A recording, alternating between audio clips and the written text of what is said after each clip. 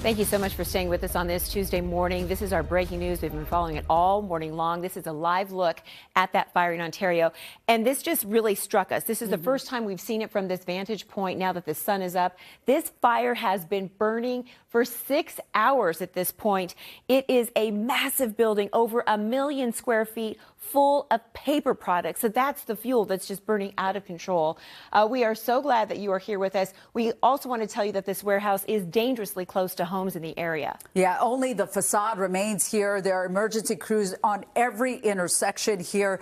This really tells a lot of information right here. Some families even decided to leave that are close by this warehouse. Let's check in with NBC4's Cádiz Klemack, who's been in that neighborhood since 4:30 this morning. John, any changes in that air quality? Tell us what you're seeing and what you're smelling.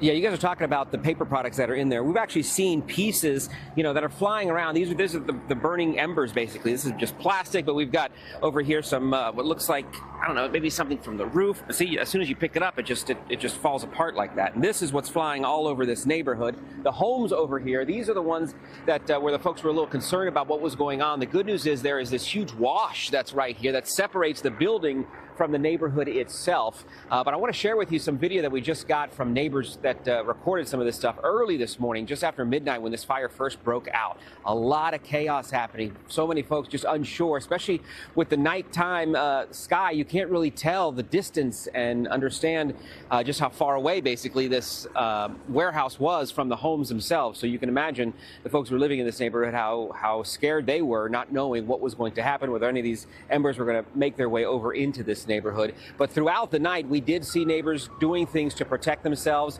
A lot of them even jumping onto their own roofs, trying to put water on their homes, trying to put waters on their cars, packing some things up. Some people packed up and took off.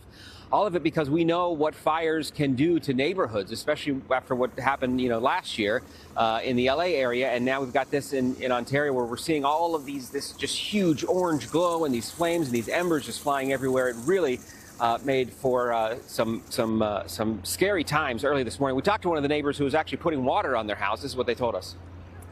Yeah, we're just trying to be a little bit cautious about it. And if you can see, the flame is coming this way, so the ember is basically coming our side. Because we have a lot of warehouses around our community here.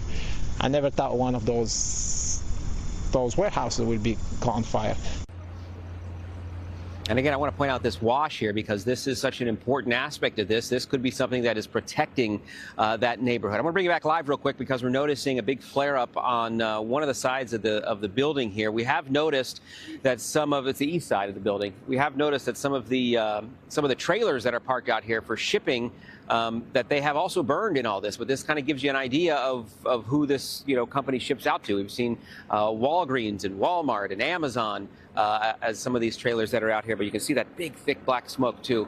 That's pretty wild. But all this stuff that's flying around here, we're not exactly sure whether it's toxic to breathe in, whether it's something that you should be concerned about if you're in this area, but certainly something that you should think about because this is flying all over the place. The big question, of course, is how this wind is going to affect everything. Right now, no wind to talk about, but later this afternoon, things could start picking up, and they expect to be on this fire trying to put this thing out for quite some time, for many more hours now. Reporting live in Ontario, I'm Cádiz Klemack. Guys, I'll send it back to you.